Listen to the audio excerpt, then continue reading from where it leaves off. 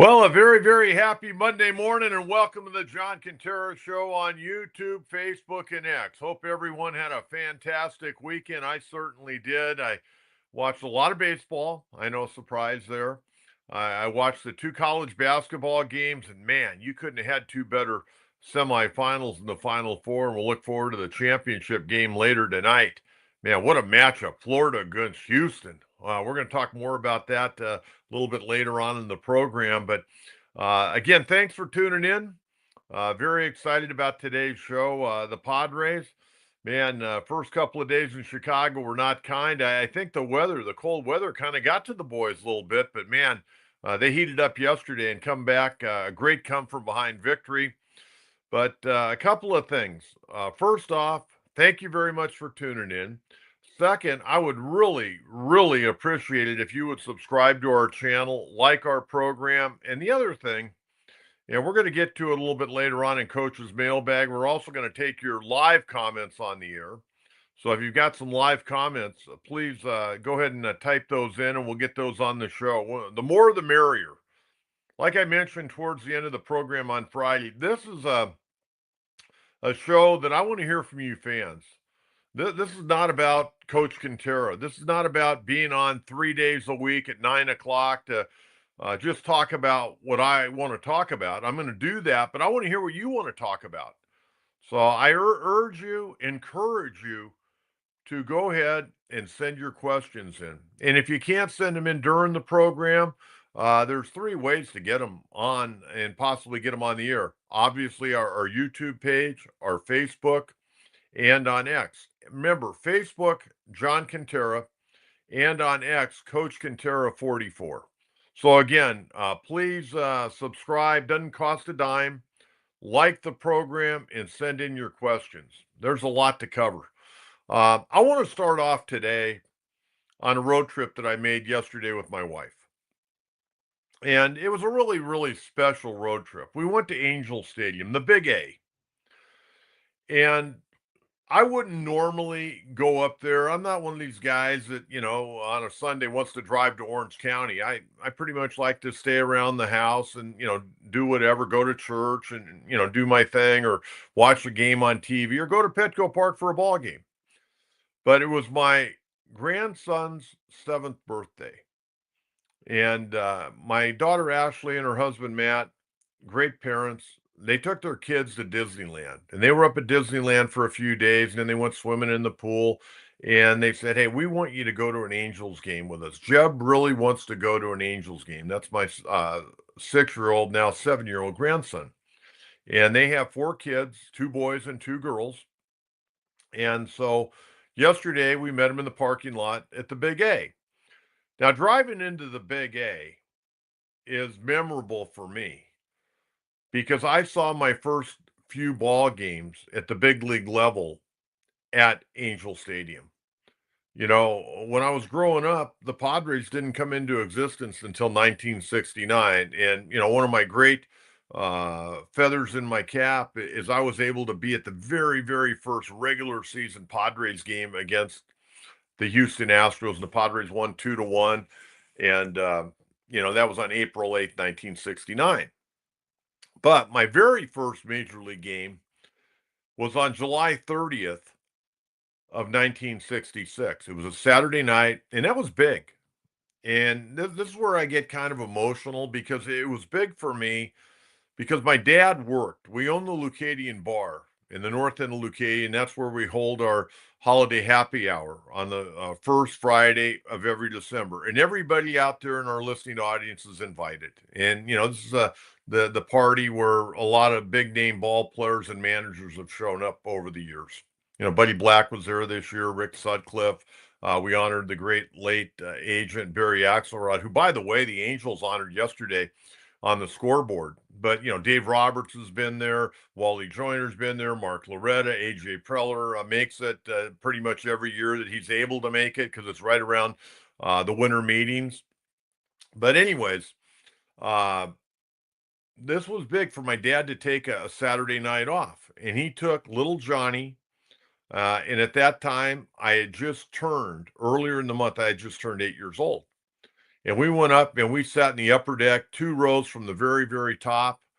And the Angels won it in a walk-off in the bottom of the ninth inning, 2-1. And what's amazing, the game took 2 hours and 14 minutes. Dean Chance bested Gary Bell of the Cleveland Indians. And I can remember a lot about that game. I mean, number one, it was just big league baseball. And I followed the Indians a little bit because my grandfather lived with us and he used to get to play a Cleveland Plain dealer. So I knew all the players from Cleveland. So yesterday, and we went up there some other times, to see the Boston Red Sox, Baltimore with Frank and Brooks Robinson. Remember seeing Mickey Mantle play there. Boston, George Scott, Carl Yastrzemski. That was really cool. And so my early big league memories were at Anaheim Stadium. So yesterday we get up there, and I go, I want to get one of those angel hats. Remember ones with the halo? Well, they didn't have any of those, but they had a nice angel hat, the old school angel hat. So I bought a hat. And my grandson, who, wanted a Mike Trout bobblehead, and he got that. That was part of his birthday gift. He got a Mike Trout bobblehead doll. He told his mother, I want to get a hat like Grandpa. So we got our hats and we got our food. We went to our seats. And the seats were great. I mean, I can tell you this. It's a lot cheaper to go to an Angel game than a Padre game. It cost us $20 to park in the parking lot. And we got, cheap tickets. We had, there were a bunch of kids. We had 4 kids and 4 adults, and we got the cheap seats. For $12.50, we got in the ballpark, and they weren't bad seats at all. And we had a great time. And I remember walking down after the game was winding down, and we were walking out, and Jeb goes to me, he goes, Grandpa, I want to become a better hitter. And he's a pretty good hitter for his age already. He goes, I want to hit home runs. I go, Jeb, you just want to be a line drive hitter. I go, when you hit the ball hard enough, it's going to go. And the young man just has a great passion for baseball. And yesterday was a memorable day for me. And I think it was a memorable day for our family. And I think as much as Jeb enjoyed it, I think he's going to appreciate it more later in life. And I think the younger kids will appreciate it a little bit more later in life. But it was a big day yesterday because that's the first ballpark I ever saw a major league game. And I got to share that experience for my grandson to go to Angel Stadium. And he's been to Petco numerous times. I got to tell you a funny story, and then I'm going to get into the fantastic Padre comeback. My grandson is really a huge Manny Machado fan. He wears his jersey to school all the time, and he's had his jersey since, he's a little baby, and it still fits him, surprisingly. They got it a little bit bigger because they're not cheap. But anyways, last week, this is a great story. Last week, his dad said, hey, Jeb, I want you to try some barbecue sauce. And he goes, Dad, I don't like barbecue sauce. I don't want any barbecue sauce. And he goes, well, this is Manny Machado's favorite barbecue sauce. All of a sudden, Jeb loves barbecue sauce. Isn't that funny? That's an impact a ball player can have on young kids. Even though, I don't know, Manny Machado even eats barbecue sauce. And if he does, I don't know what brand it was. His dad said, hey, this is Manny Machado's favorite barbecue sauce. And bingo, all of a sudden, Jeb's eating barbecue sauce. So ball players can have a big effect on kids. And I thought I'd share that story with you. Okay, yesterday, while we're at the Angel game, we've got the game on our telephones. And it was not good. I mean, Kyle Hart was awful yesterday. And I'll be honest with you, he's going to have to be better. He's going to have to go down. Stephen Kolek in his first opportunity in AAA threw really well the other night. But Kyle Hart did not look good. I mean, that was brutal. 2/3 of an inning, 2 hits, 5 earned runs, 4 walks, 39 pitches, only 18 strikes. You can't get that done that way. I mean, that was awful. And you know what? Logan Gillespie just called up. Tom Cosgrove, by the way, designated for assignment yesterday to get him off the 40-man roster. If he clears waivers, Padres will keep him. But if somebody picks him up, good for Tom. But he had a miserable season a year ago. And, 2 years ago, he was outstanding. Last year, he couldn't get anybody out. But Logan Gillespie came in, and he gave him some length. 4 innings, 3 hits, 2 earned runs, a couple of walks, a strikeout. But he had the 2 balks, and they were both balks. There's no ifs, ands, or buts about it. They were balks. So, but he hung in there. He gave up that 2-run homer to Kyle Tucker, and then Adrian Morejon came in, looked good, inning in a third. Jeremiah Estrada, a walk, couple of punch-outs in an inning. Jason Adam, inning, a hit, walk, a strikeout, ERA 0.00. He got the win yesterday, 2-0, and Robert Suarez came in and shut the door. Fourth save of the year. Everybody's concerned about Suarez. Yesterday, the 1 inning, 2 strikeouts, hasn't given up a run yet. 0.00. Okay, now offensively yesterday. Oh, I got to tell you, Luis Arraez, 4 for 5 yesterday. Jackson Merrill, 2 for 5 yesterday. Had a stolen base. Cronenworth had a couple of hits yesterday. Bogarts, 2 for 5. Gavin Sheets, 2 for 5. He also struck out 3 times. Cubs walked 8 Padres. That helped. But the Padres struck out 10 times. That's not typical of what the Padres have been doing in the last year and a half. Okay, now I do want to get to the starters, and we're going to talk about Friday. We're going to talk about Saturday's game as well. But when you take a look right now, Friday, Randy Vasquez started 4 2/3. He walked 5. Can't do it. You can't do it. And then, on Saturday, you had Nick Pivetta, 3 innings. He walked 3. Can't do it. And then yesterday, Kyle Hart couldn't hit the broadside of a barn. These Padre pitchers have got to trust their stuff. Now, I know it was cold. Yesterday was 44 degrees. And no doubt, I thought it affected the Padres a lot more than it affected the Cubs.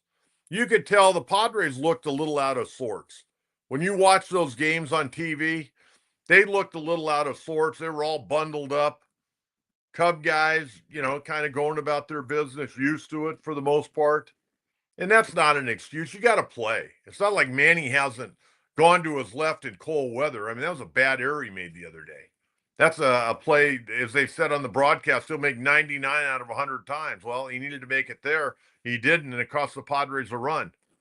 But you go back to Friday afternoon, Padres, they couldn't get anything going. Even though they out-hit the Cubs 6-3 on Friday, they couldn't get anything going. They were 0 for 4 with runners in scoring position, got beat 3-1. And the other thing, the first 2 games, and this is where I don't want to tip my cap to the Cubs, or I don't want to tip my cap to anybody for that matter. But Shota Imanaga went out there and did a hell of a job. 7 1/3, gave up 4 hits, 1 run, no walks, 4 strikeouts.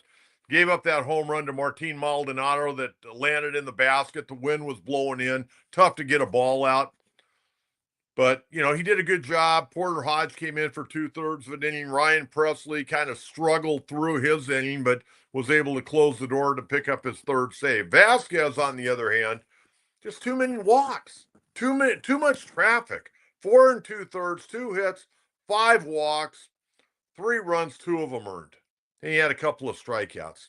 He's a contact pitcher. He's got to trust his stuff.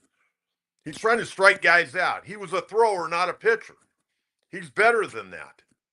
And really on Friday, I mean, Fernando had a couple of hits. Merrill had a couple of hits, a double. And Maldonado hit the home run. Aside from that, Cronenworth had 1 hit. That was it. Fernando, 2 for 4 day. Manny, an 0 for 4 day. Bogarts, an 0 for 3 day with a walk. So Friday was not good. And then Saturday, Padres get boat raced 7-1. Couple of errors, Cronenworth, Iglesias. But again, Matthew Boyd, the left-hander, veteran, I might add, did a great job. 6 innings, 5 hits, no runs, a walk, 5 strikeouts. Then they turned it over to Nate Pearson, Brad Keller, and Caleb Thielbar. Pivetta, 3 innings, 6 hits, 3 runs, all earned, 3 walks, 4 strikeouts. Gave up a 3rd inning homer to Dansby Swanson. Didn't get the job done.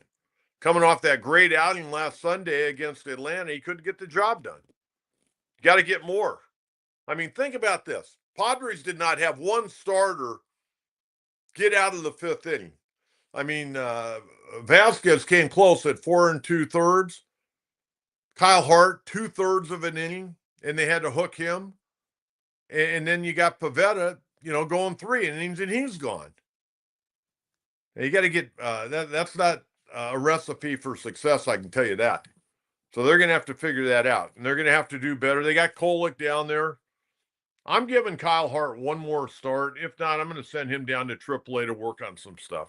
Randy Vasquez, I've seen enough. I trust him out there. Kyle Hart, trying to feel his way along. That first start did a nice job. 5 innings and 2 runs, but the other day couldn't get out of the first inning. Got to do better than that. That's not going to get the job done. Okay, now I told you on Friday, and we're going to get to questions. We can start putting questions up here in a second. I told you on Friday, Luis Arraez is starting to swing the bat. Now, he had an 0 for 4 game, but he also ended up having 6 hits. He had 4 hits yesterday. So he's starting to heat it up a little bit at the top of the lineup. So I'm big on Luis Arraez. Arraez, there was a play the other day. He could have saved Iglesias an error. Got to dig that ball out of the dirt. It was an easy dig. I mean, it was a short hop, real short hop, glove right there. You got to make that play. Now, I'm not going to pick his defense apart because he's gotten a lot better, but he's starting to hit now. I told you he's all of a sudden he's going to start spraying these 2, 3, and 4 hit games around. Well, he had 6 hits in 3 games in Chicago. Let's see what he can do up in Sacramento against the A's. Okay, I got to bring this up because I know. Well, let's get to this question. Oh, Evan, thank you very much. That is very much appreciated. Thank you very much. Keep up the great show, Coach. Go Padres. Very much appreciated. I thank you for that. Those supers, I don't, I know some guys on podcasts, they live off of that. Anytime you want to send a super in is much appreciated. That's a nice way to start a Monday morning. Thank you very much. And let's keep the Padres rolling. But again, Arraez is one of those guys that's going to hit. He's going to contend again for a batting title. There's no doubt about it.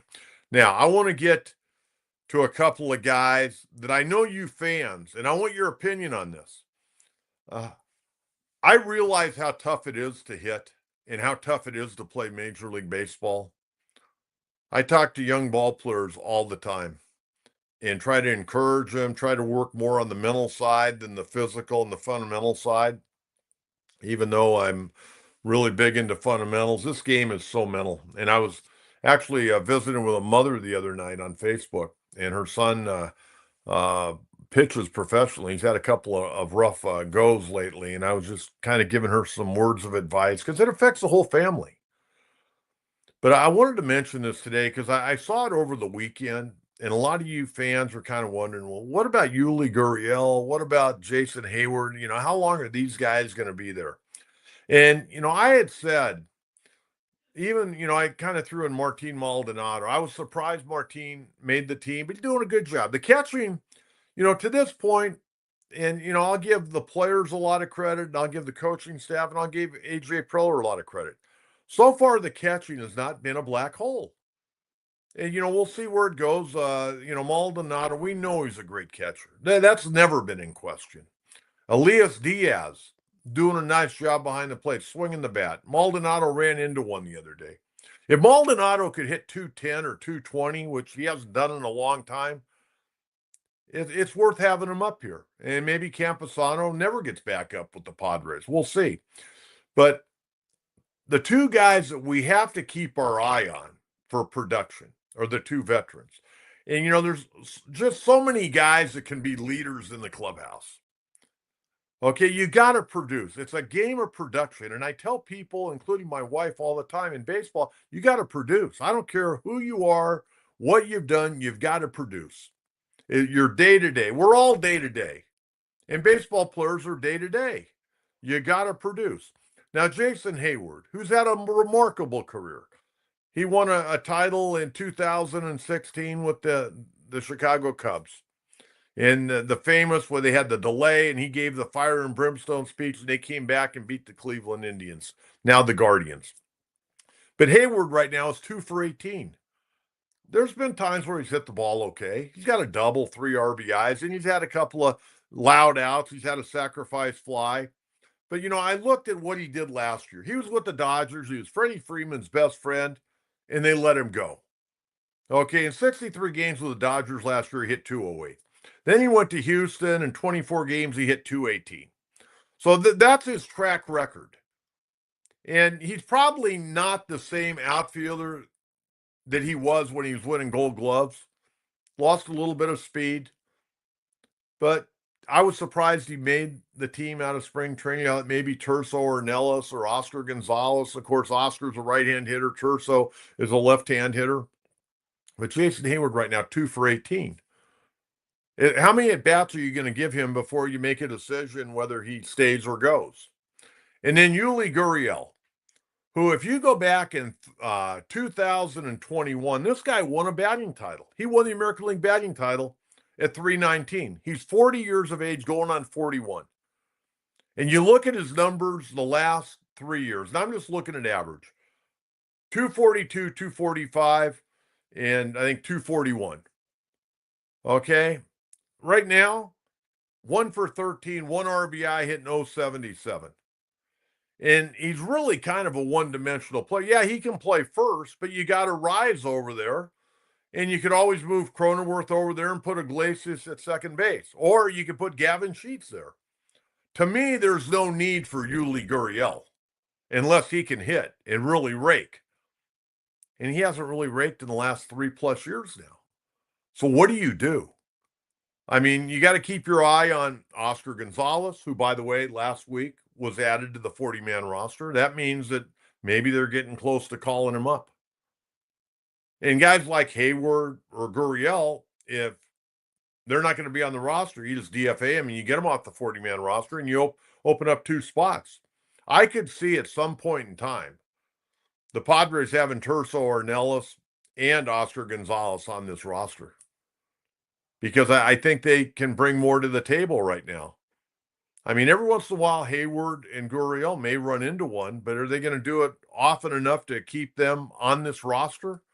Remember, the bottom line here, folks, the Padres are trying to win a World Series. Okay, it's not just about the regular season. The Padres are trying to win a World Championship. And, later in the season, maybe they make a trade to go get a veteran that's available, going to be a free agent, and you can rent a guy for a couple of months. But again, the ball club's got to continue to play well, and they've got to continue to put pressure on the front office. So when the trading deadline comes around, they have to add, and ownership has to add. That's the way I see it. So give me your thoughts on Yuli Gurriel, Jason Heyward. Is the clock running out? Okay, I want to talk about this guy. Gurriel is looking rough right now, Coach Mike. Absolutely. What do you do, Mike? You tell me right now. You tell me, write in. Tell me, what do you do with Gurriel? You keep him? You give him another week or two? Or do you go ahead and make a move right now and DFA him? You tell me. That's what I want to hear from you fans. And Mike, you can be our leadoff hitter on that. Groovy T, Yuli and Heyward got to go. Give Connor Joe and Oscar Gonzalez. Connor Joe's another one. Connor's doing a pretty good job down in AAA right now. So those guys can help you in more ways. Connor Joe's going to find a way to get on base. I mean, he normally has a pretty good on-base percentage. He can play left, he can play right, he can play third, he can play first, and in a pinch, he could be your third catcher. Because he, as a young man, when he went to USD, was going to be a catcher until Rich Hill decided to put him down at first base because they wanted to get this other kid into the lineup. That's not a bad call. That's not a bad call at all. The clock's ticking on Yuli Gurriel and Jason Heyward. You guys tell me what you think about that. Okay? Okay, next, Omar Cruz. I want to talk about this young left-hander. Now, it's really interesting. This guy, he got sent down after the game on Saturday. And, he gave up some runs on Saturday. But I'm going to tell you what, I like this guy. I like this guy a lot. Now, I don't know where he's going to, fit in later in the year. Maybe next year will be his year. Omar Cruz pitched in 2 big league games the other day, Saturday. Came in behind Pavetta, 2 2/3, 4 hits, 2 runs. Both earned 3 walks, 4 strikeouts because Alec Jacob served up that 2-run homer to Carson Kelly. That was one of the runs that got charged Cruz. I like what I see. Now, this guy was in the Padre organization, went to Pittsburgh in the Joe Musgrove deal, and the Padres got him back. And I don't know, I have an affinity for left-handers. I guess because when I coached, I had some really, really talented left-handers. And I just love left-handed pitching. And Omar Cruz got a chance to help this Padre ball club. And maybe, later in the year, he got set down the other day, but I think we're going to see him back. I really do. But I just wanted to mention him because a lot of times people say, oh, the guy got sent down, no big deal. Hey, you know what? I was texting with a guy involved with the Padres on Saturday when Cruz was pitching. I go, man, I like this guy. And the guy responded, we like him too. So that tells me the Padres are big on him, but they needed to get another arm up here, and they got Logan Gillespie, who came in yesterday. So that was good stuff. Okay, I want to get to Yu Darvish and Joe Musgrove. Yu Darvish has been playing catch from about 150 feet, which is good news. And I don't know if it'll be, the next couple days or next week. Making good progress right now, Yu Darvish. Going to get him up on the mound, which is encouraging. But again, they're going to slow play it. They need him later in the year. But guys like Pivetta, Hart, and Vasquez, they've got to throw strikes. You can't have that kind of traffic on the base paths. I mean, especially the way a lot of teams are starting to run. I mean, a lot of times you're giving guys doubles. Guys that can run it all are stealing second base. Look what the Padres are doing on the bases. They get on base, man, they're making things happen. So, they've got to get this thing rolling. But Darvish is going to get up on the mound here real soon, from what I understand, unless there's some type of setback. And let's hope that's not the case.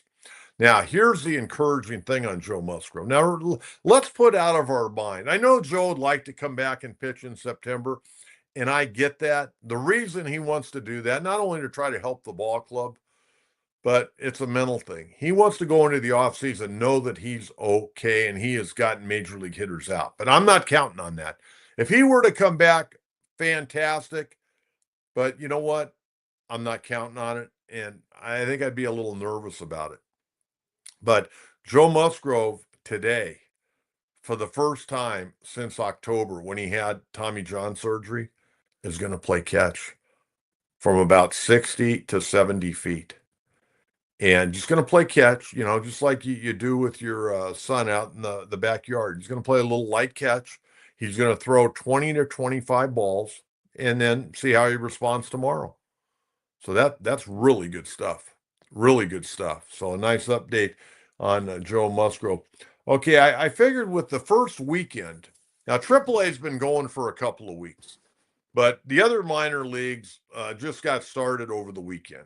And I thought, we talk a lot about Ethan Salas and Leo Devries. I thought I'd just kind of, every Monday, I'm going to try to give you a little update on where those two guys are at. And right now, I guess I'm not surprised, but the Padres started Ethan Salas at Double-A. I think if I was the farm director or I was the man, I would have probably started him in high A ball. And the reason for that, he hit 206 last year. And I want him to get on track offensively. And I really do believe, and I think most of you know how high I am on Ethan Salas. I don't get high on players unless I think they can really play, regardless of what the organizations tell me. Organizations, they're going to always tell me they got Babe Ruth coming up. But I got to see for myself. And I got to be honest with you. I think both of these players are legit guys. Ethan Salas and Leo Devries. They're both legit guys. And I'll get to Devries in a minute. But over the weekend, Ethan Salas started in Double-A. And let's hope he gets off to a great start. Friday night, he went 0 for 4 with a run scored. Saturday, didn't play, a DNP. Sunday, yesterday, 1 for 4, a 2-run single and a strikeout. So far, 1 for 8 and 2 RBIs. This guy is going to be a good hitter. I really feel that. He's going to be a good hitter with power. He may not be that 300 hitter, but he's going to be a guy that hits a lot of doubles, and eventually when he gets his man straight, he's going to hit some bombs. This kid's got a great swing, got a great approach to the plate. There's nothing I don't like about this kid. He just needs to play, and they need to be patient with him. He's going to be a hell of a player. Hell of a player. Okay, Leo Devries, another guy, 18 years of age, playing high A ball in Fort Wayne. This guy, I really like a lot. This guy, when he's swinging the bat, he stays on the baseball. He got a great approach and stays on the baseball. got a great feel for the game. Friday night, 2 for 4, a couple of runs scored. Did strike out a couple of times and steal a base. Saturday, 1 for 4, a walk, a run scored. Another strikeout, 3 strikeouts. You don't like to see that, especially for a guy that's going to hit, up in the order in a middle infield. You got to put that ball in play. But again, this is big. Playing in Fort Wayne is not easy. You got some guys that can play in that league. And it's the first weekend. So right now, Devries, 3 for 8, couple of runs scored and a stolen base. Salas, 1 for 8, and a couple of RBIs. Had a 2-run single last night. So good stuff right there. Very good stuff. Let's get to some questions. I love these questions. Keep sending them in. Vlad Jr. just signed 14 years, $500 million with the Blue Jays. What do you think about that, Coach? Well, you know what, Jason? Vladimir Guerrero Sr., one of my all-time favorite players. And I like Vladdy Jr. I think, number one, I think he came into shape this year with Toronto. He knew it was a big year. I think that's great for Toronto. Toronto's been trying to sign guys for a number of years. They finished second in a lot of derbies, namely the Ohtani derby a couple of years ago. But Vladimir Guerrero Jr., hell of a player. He's going to be a Hall of Fame player. He's going to put up some unbelievable numbers. And last year, he kind of got back on track, kind of got in 2022 and 23, kind of got a little bit off track. I think he was a little out of shape, too. And he's going to fight his weight all the time. But I'm a big Guerrero fan. So I'm very happy to see. I'm glad Toronto was able to get that done. Jason, I appreciate that a great deal. Bill Dunkel, watching from Minnesota, have a question. Is Minnesota-born Dave Winfield considered the second greatest Padre ever next to Tony Gwynn? Yeah, I would have to agree. Dave, what did he play his first 7 years? I saw his major league debut at Qualcomm Stadium, playing right field, number 31. And you know what? Everybody talked about, Dave Winfield hitting. The two things that I enjoyed watching Winfield do was throw from right field and go from first to third. And, back in 2001, when Dave went into the Baseball Hall of Fame, I was the only media member from San Diego that covered that. I was sent by my radio station back to Cooperstown. Only time I've ever been to the Hall of Fame. And I did shows for 5 days from the Hall of Fame. And I got to go down to the Osaga Hotel, and it was pouring rain. And I had my little tape recorder. And Randy Grossman, who's an attorney and baseball agent in San Diego, represents Dave Winfield. So I go in there, and they bring you an armed guard. They take you from the front door down to the Hall of Famer, and you do this interview. And I had never met Dave Winfield. Well, I had met Dave Winfield, but he hadn't met me. And what I mean by that, when I was a kid, this is a great story. Jerry Coleman and Bob Chandler used to always say, well, after the final out, the Padres will be back in San Diego at about 8:30 tonight. So one night, me and a bunch of buddies, we go, you know what? We're going to go to the ballpark and we're going to welcome the team home. And I don't remember what year this was. It probably was when we were in high school. It had to be because we couldn't drive. So it was like in 74, 75. So I was a sophomore, junior in high school. So we go down there, and Dave Winfield comes walking out, Whitey Wiedelman. I don't even remember who was managing, but, I wanted to see Dave Winfield. And Dave Winfield was waiting out in front of Lindbergh Field. This is how baseball nut I am, even as a kid. So Dave Winfield comes out, and he's sitting on his suitcase. And I go, Mr. Winfield, my name's John Kentera, and I love playing baseball. And he goes, John, sit down. So I sit down on this suitcase next to Dave Winfield. He's waiting for somebody to pick him up. And we talk for like 10 minutes. And I'm asking him, can I improve my throwing arm? And he's talking to me about long toss and just different things he did. So then I get to go down to the Osaga Hotel in 2001 to interview Dave Winfield. And I'll never forget Randy Grossman saying to Dave Winfield, he goes, hey, Dave, isn't it nice to have a guy interview you that knows so much about you? He goes, yeah. And then, later on, a few years later, Dave Winfield's working for the Padres. And on 3 different occasions, and this was a tremendous honor for me, folks. You don't understand how much I appreciated this. He invited me to be the MC for the Negro League luncheon. and I got to meet some of the great Negro League player, Minnie Minoso. I got to have my picture taken with Minnie Minoso. Willie Mays came. You could go on and on. Don Newcomb. I remember talking to Don Newcomb, and I go, Mr. Newcomb, I go, I visited with him, and then he came to the game that night, and I sat with his wife, and he was talking to somebody else. I sat with his wife, beautiful lady. But I remember asking Don Newcomb, I go, what pitches did you throw? He goes, well, I threw a fastball, a curveball, and for 2 years I threw a spitball. But I mean, getting to MC the Negro League luncheon, man, you talk about a feather in your cap. Bob Kendrick from the Negro League Hall of Fame, who, if he's watching, we wish him the very best. He had knee surgery the other day, but that was huge for me because I love baseball so much. Satchel Paige obviously wasn't there, but I had read a lot about Satchel Paige and Wee Willie Keeler and Josh Gibson. So having the opportunity to meet people that had played with and against those guys was awesome, and the conversations were incredible. But no, I would have to say Dave Winfield, second best Padre in history. And to beat Tony Gwynn, you're going to have to do an awful lot, to be honest with you. But Bill, thanks for weighing in from Minnesota. Facts. Connor Joe time. I wouldn't argue that. I thought he was going to make the ball club. I was a little surprised. I think what happened more than anything else, Mike, and Connor got off to a slow start in spring, but he really picked it up. I thought was really playing well. He had options. When you have options, that can hurt you sometimes because they want to try to keep as many good players in the organization as they possibly can. And we'll see where this goes. And at some point in time, somebody's going to go on the IL with a tight hamstring or a sore shoulder. Connor's going to get his time here with the Padres. I don't doubt that at all.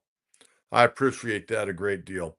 Groovy T, how confident are you on our current rotation? Do you think AJ tries to add one more arm? I think he'd love to add one more arm. Stephen Kolek may be the guy. They may give Kolek another start in AAA, and that'd be coming up here very quickly. And again, I think, Vasquez is I trust Randy more than I trust Kyle Hart right now because I don't want to, bash Kyle Hart because I do think there's some ability there. And I thought he threw pretty well in his first outing. But again, you go back to where he was with Boston, had a tough time, but, kind of resurrected his career in the KBO last year, just putting up unbelievable numbers. And, we'll see where it goes. I mean, this guy probably feels like he's on a little bit of a trot. He needs to relax and he needs to trust his stuff. You got to throw strikes. You got to work ahead of the count. And Vasquez, same thing, man. He's not a strikeout pitcher. He's got to pitch to contact. And, the other thing about pitching, and I say this having been around good pitchers, but also learned a lot working with pitchers when I was in college coaching and working with pros in the off season and spending a lot of time with Randy Jones. Sometimes less is more. When you're out there and all of a sudden you're getting hit, you start gripping the baseball a bit tighter, you try to throw a little bit harder, and it doesn't work. You go from bad to worse. You got to trust your stuff. Less is more. Take a little bit off of that fastball, you may get a little bit more movement in and out, or it may sink for a little bit for you. But you got to trust your stuff. And I think sometimes the Padre pitchers in all of baseball, they try to be a little too fine at times. Work ahead in the count, and then you can, work on trying to nibble. But when you're falling behind, you can't nibble, man. You got to go at guys. And every once in a while, you're going to get burned. But Groovy T, to answer your question, you're always looking. Every day that AJ Preller wakes up, his job is to try to find a way to make the Padres better. And he's got good people working for him. They're looking at that waiver wire morning, noon, and night. And if there's an arm that makes sense, they're gonna probably pull the trigger on it.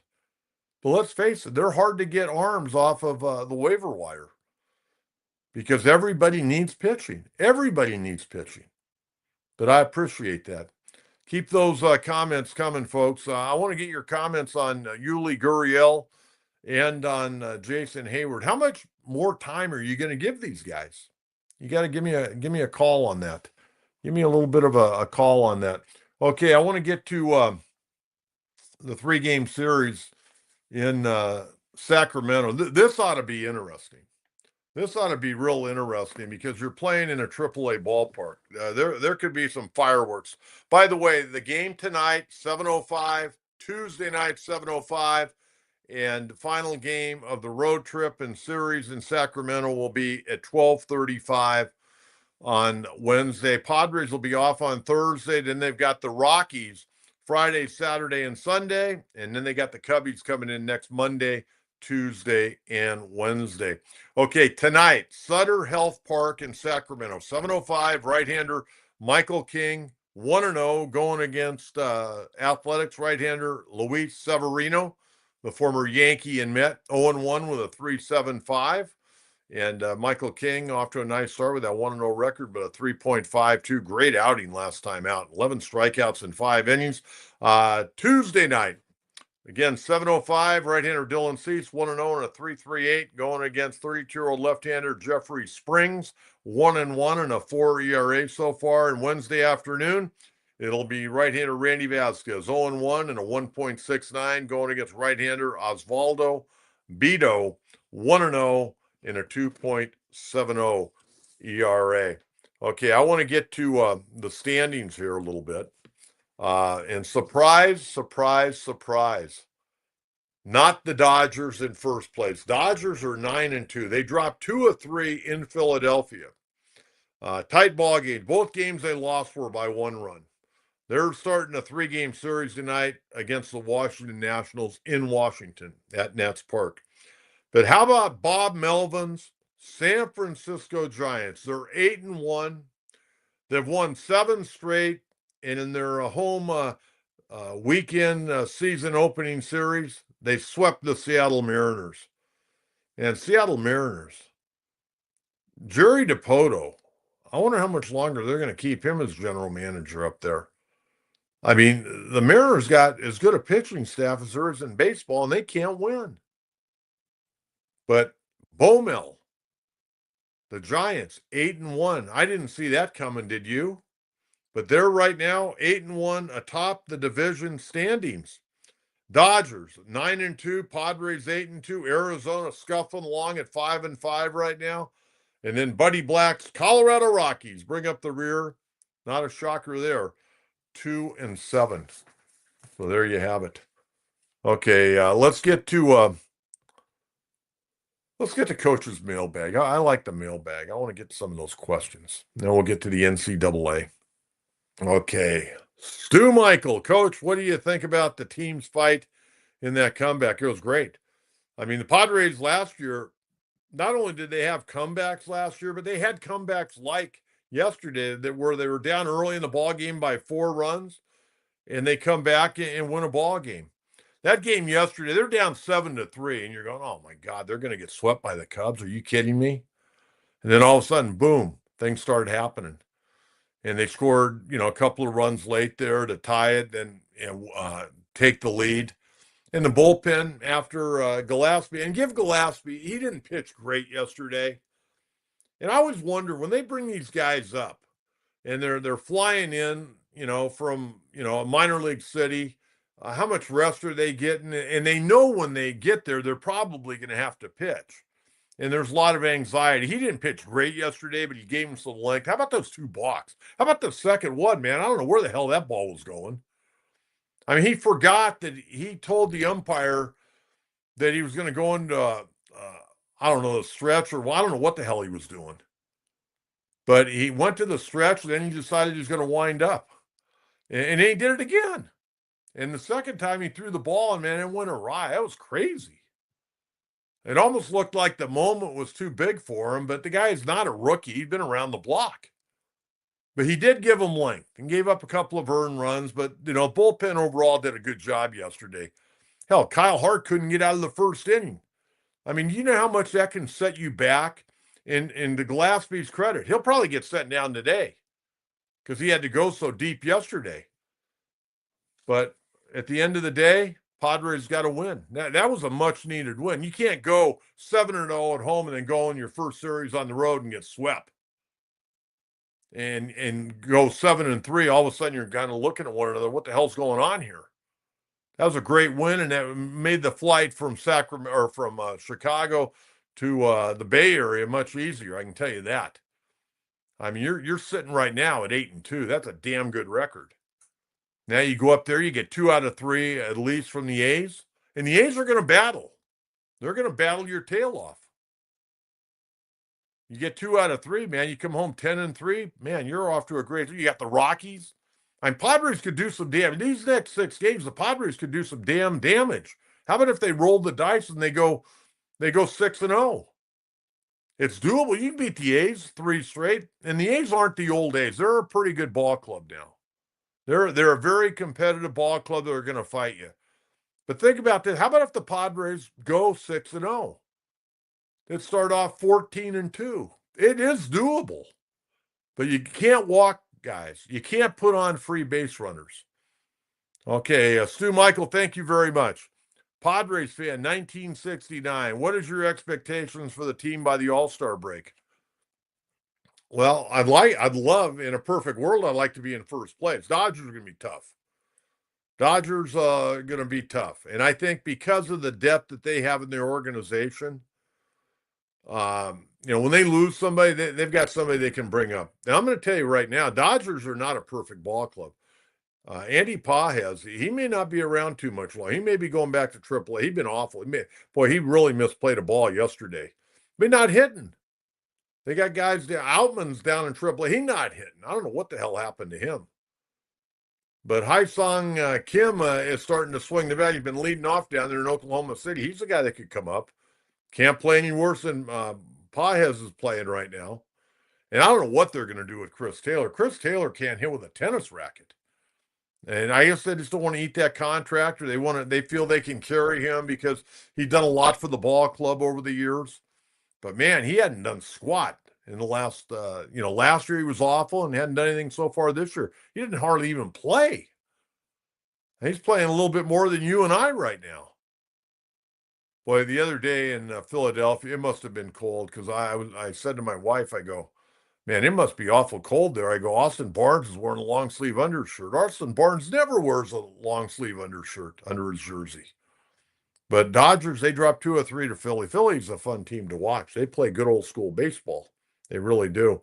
But my expectations for the Padres, be over 500, be playing good, solid ball, and at least be in the wild card race, which they were going to be.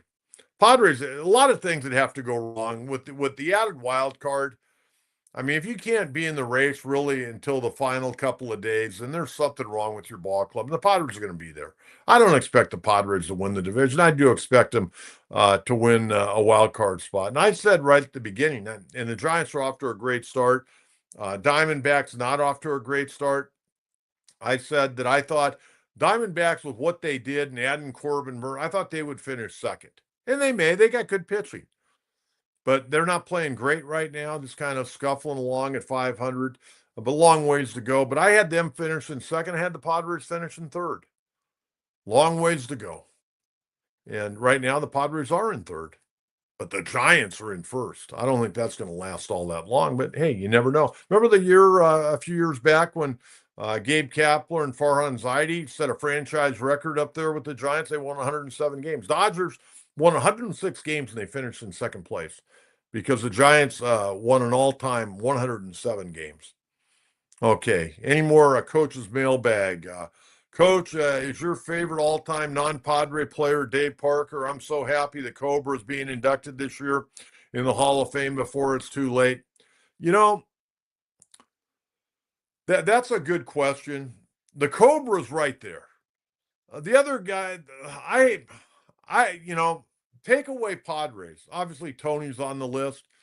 But a lot of my favorite players growing up, obviously Willie Mays, the Cobra, Dave. I love Dave Parker. I love Manny Sanguin. There's something about the Pirate players, I guess because they could hit. I was a big Willie Stargell fan. But one of my all-time favorites is the straw that stirs the drink and the ice that chills the glass, Reggie Jackson. I love watching Reggie Jackson play. But the Cobra, man, I love the Cobra. I am so happy. A couple of years ago, I got to interview Dave Parker. Probably 3 years ago now. And, he couldn't have been better. And I know he's fighting Parkinson's, and I hope everything goes well for him at the Hall of Fame. He should have been in a long time ago. He got caught up in that Pittsburgh drug scandal with some of the other players, and that's why he's not in the Hall of Fame. But Dave Parker, man, he could 6'5". When he was in great shape early in his career, he could run like a gazelle. He was a running back in high school. He's from Cincinnati. He was a running back in high school and hurt his knee. But man, the guy could hit 339 career home runs, back-to-back batting titles with the Buccos.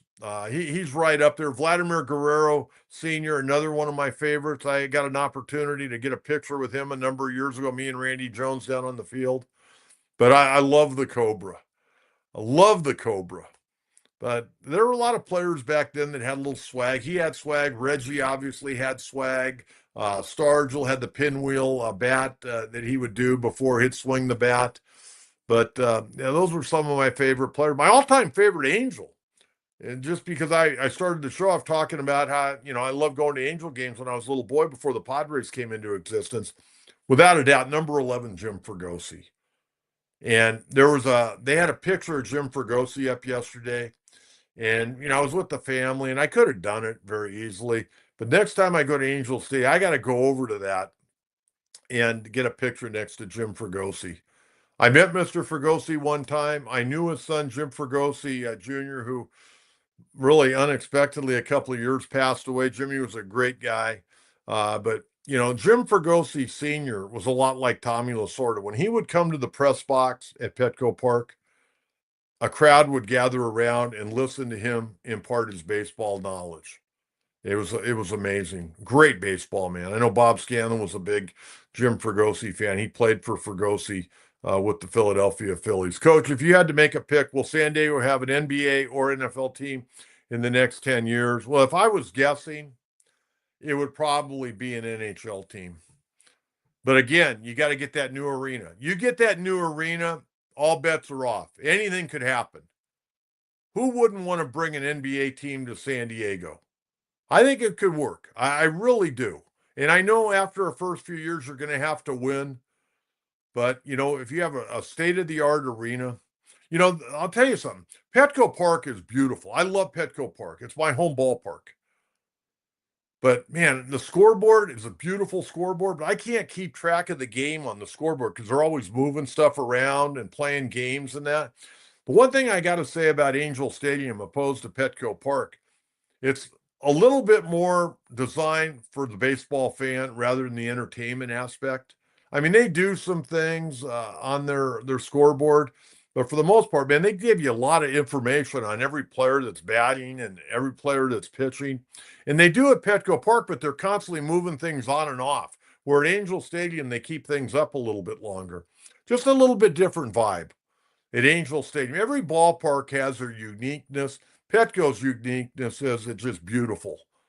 And fortunately enough, the ownership is invested in this ball club that we've got some big-time name players. Okay, as far as right now, I would say an NHL team over an NBA team. San Diego's gotten a little bit of a bad rap. Okay, Manga, top of the morning, Coach. Tuning in live here in San Jose. Let's play two. Always love those doubleheaders, that's for sure.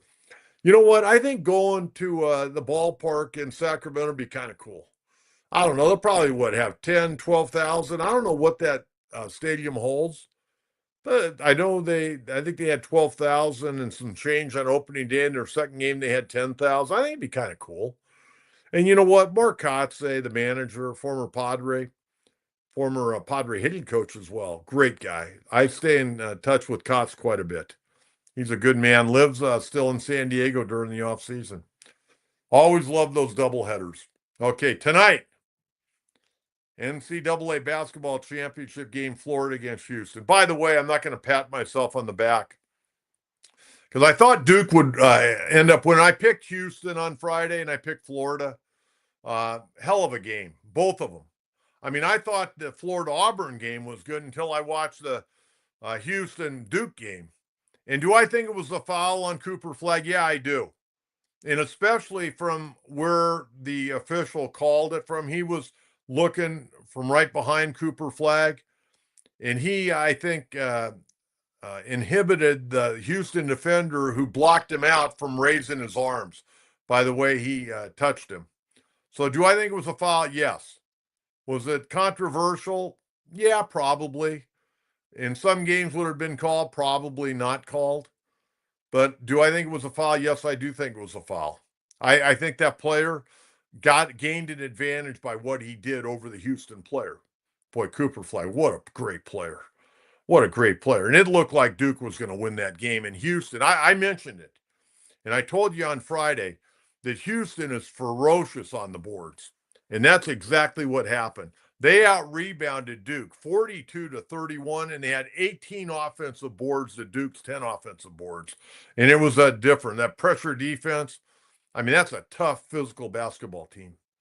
And Duke's a very, very talented team. They're a more talented team than Houston. But at the end of the day, the tougher team won. The team that wanted to win more won. And I also think Duke got tired. You know, I went back yesterday, and I know L.J. Cryer, who had an incredible game for Houston, he played all 40 minutes.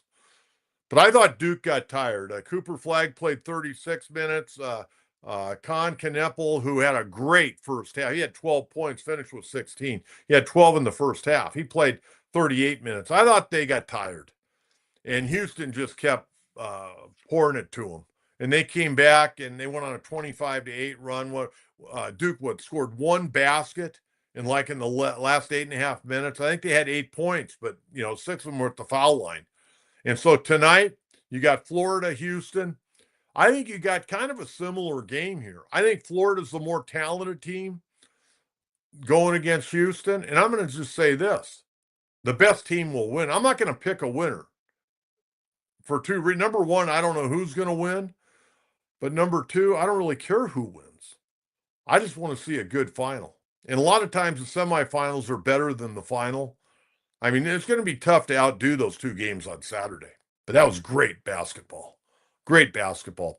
So, you know what? Florida, Houston, you pick them. Best team will win. That's the way I'm looking at it right now. Okay.